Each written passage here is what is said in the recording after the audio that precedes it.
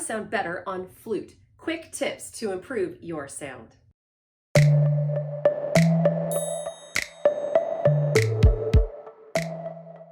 Tip number 1, blow into the flute.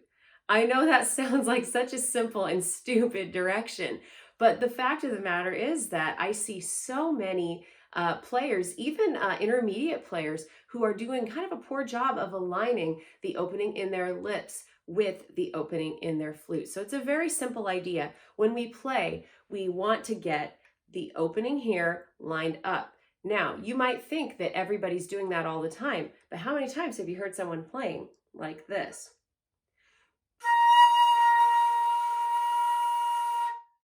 Or pretty common sound, especially if you teach young flute players, or if you are perhaps in a band, perhaps you are a student in band yourself. You've probably heard that sound a lot of times, but look what happens when I properly align my opening in my lips with the opening in my flute. I'm gonna actually move it over. Let's see, I'll pull it this way.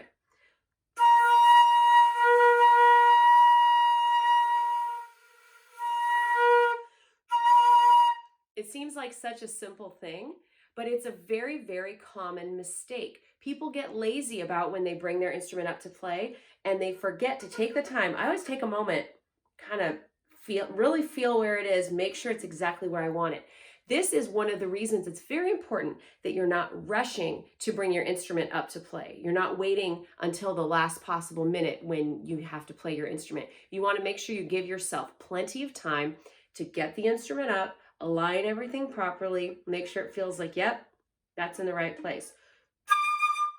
Okay, now things are working properly. So tip number 1, blow into the flute. Now, how do you check this? Well, first of all, if you don't sound that great, you might not be actually getting the air into the flute.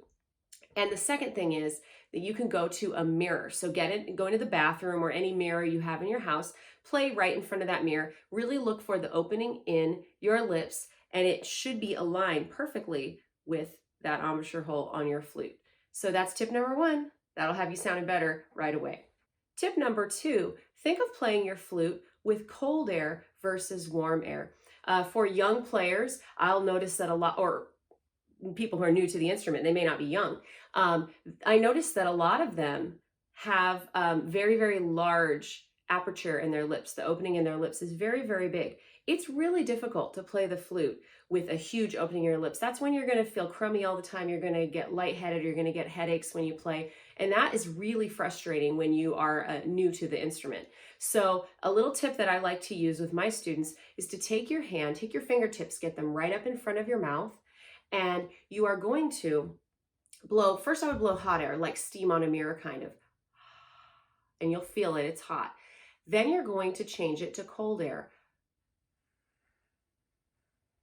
Cold air on your fingertips, and the temperature will feel different. Okay, so it'll actually be cool feeling on your fingertips, like cold air, like when you're trying to blow on food to make it colder, you're not going to go on your hot dinner to make it cool down. You're going to go.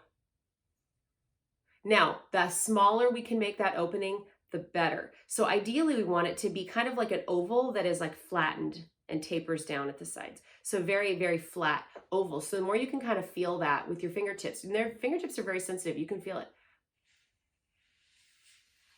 Kind of feel the shape that you're creating with your lips, and that is going to improve your sound a lot. I hear a lot of less experienced players doing things like this. Notice that the opening in my lips is really, really huge.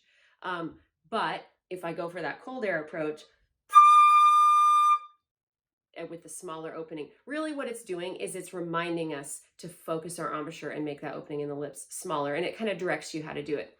If you are either teaching flute players or you are a parent maybe helping out your young flute player, a good reminder for them is, if they're having trouble with that large aperture, that large opening in their lips, is to hold out your finger like it's a candle on a birthday cake or something, and tell them to blow out the candle. Now, don't do it straight out or way, way down. I do it about a 45-degree angle down. So about a 45-degree angle like this.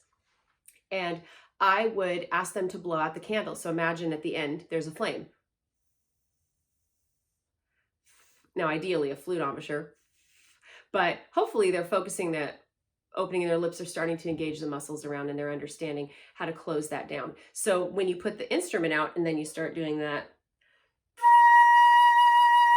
that's going to help them to focus their air, because again, it's all about getting it, splitting your airstream right across this opening. Tip number 3, posture matters a lot as a flutist. So it's really, really important that you are aligning the opening in your lips, not just side to side, but the angle is aligning with your flute. And I'll show you what I mean by that. So a lot of you who've been in marching band, you're familiar with marching band flute posture, where we hold our flute straight up, straight across, and it's kind of painful and it makes your back hurt and it's not good. Well, that's how a lot of people kind of start off, trying to hold their flute up here. And what happens in reality? We start falling down here, right? So this is a very, very common thing that happens to us. I want to show you what happens to my tone if my embouchure and my head doesn't match the angle of my flute.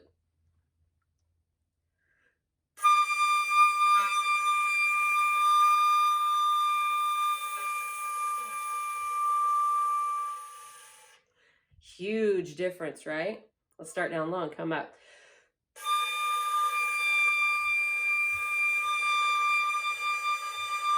So hopefully you can hear there's a big difference there. It's a little hard because as you're twisting your flute, your lips have to readjust a little bit.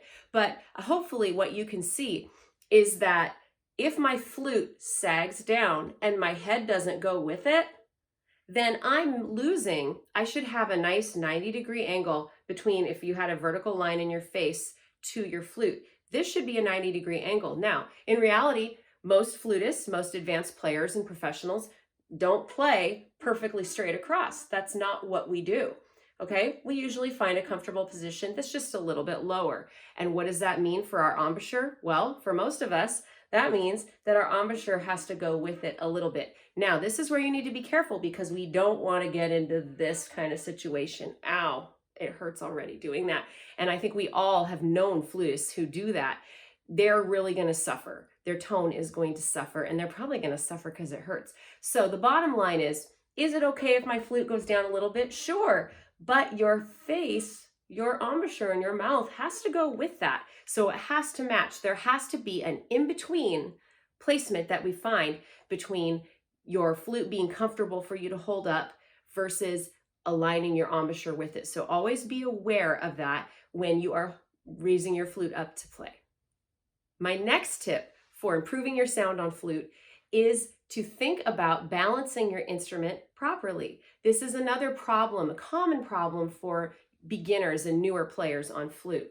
So flute is a little bit weird. I think we all know it's kind of strange to hold.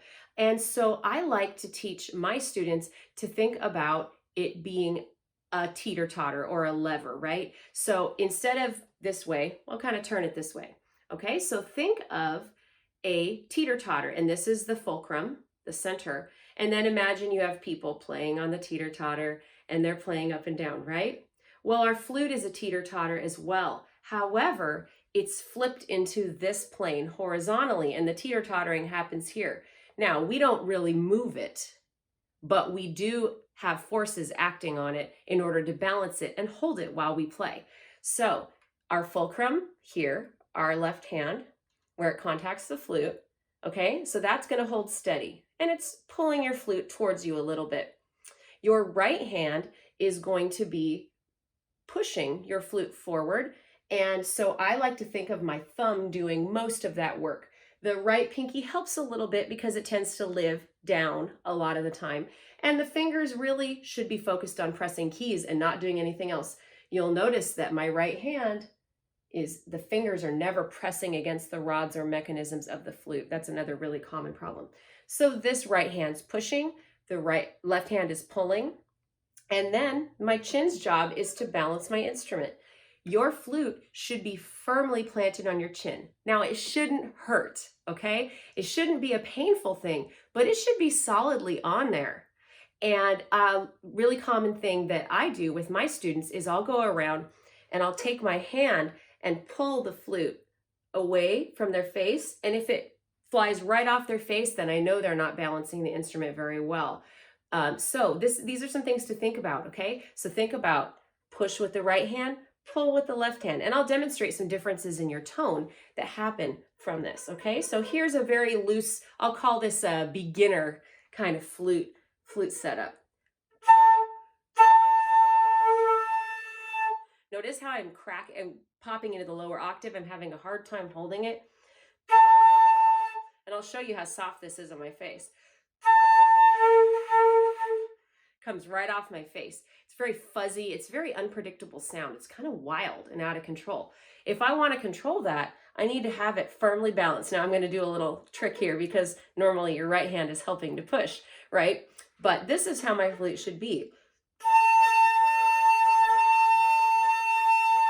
When I go to move it, it's solidly on there. Now, if you do this and you balance it really well, you won't find that you have pain points when you play, okay? So think about the balance, maybe even turn your flute teeter-totter this direction so that you can help visualize those different contact points. Learn how to balance the instrument, keep it solidly against your chin, and you're gonna instantly start sounding better. My final tip for sounding better on flute is angle matters. But wait, you said that before, angle matters. Yeah, angle matters a lot. And not just your angle vertically this direction, the angle that you play forward and back makes a difference. So flutes, we have a lot of different planes that we're working in and having to deal with these angles. So our embouchure hole on our flute, if you take a really, really close look at it, you're going to see that it is typically not straight on your flute. I'm going to say that one more time because when I learned this, it kind of blew my mind.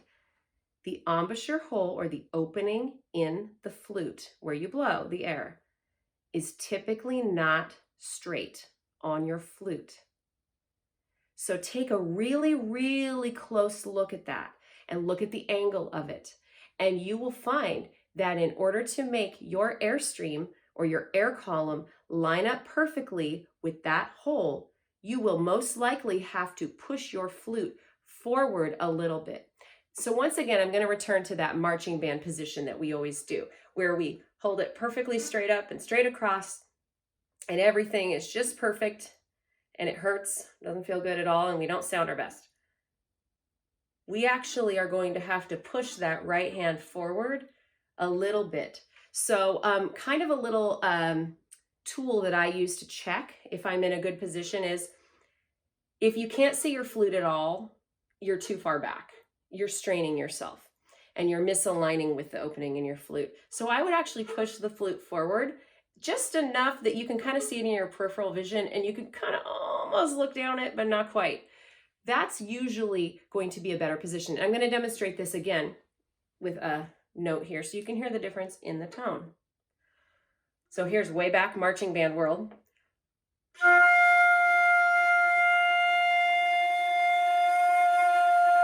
I don't know if that's going to come through on my video, but there is a big difference in the tone quality that I am getting.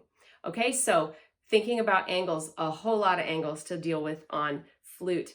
And every time you pick up your instrument and practice, think about these 5 different tips to make you sound better. Flute is not actually complicated to get a great sound. Once you learn how to focus your embouchure using that cold air, you are aligning yourself properly with the opening in the instrument. You're getting a good angle up and down and front to back. And you're balancing your flute really well between your right hand, left hand, push with the right, pull with the left, and balancing against your chin. You're going to find that your tone will start to become much, much more consistent. And when you have consistently good tone days, it's really fun to practice. Well, that's all for today. Hopefully those tips are going to help you improve your sound right away. If you have other questions or comments or ideas, please add them into the comments below. If this was helpful to you, please like and subscribe to our channel so that you get all of our latest videos. Have a wonderful day. Get out there and practice. Bye.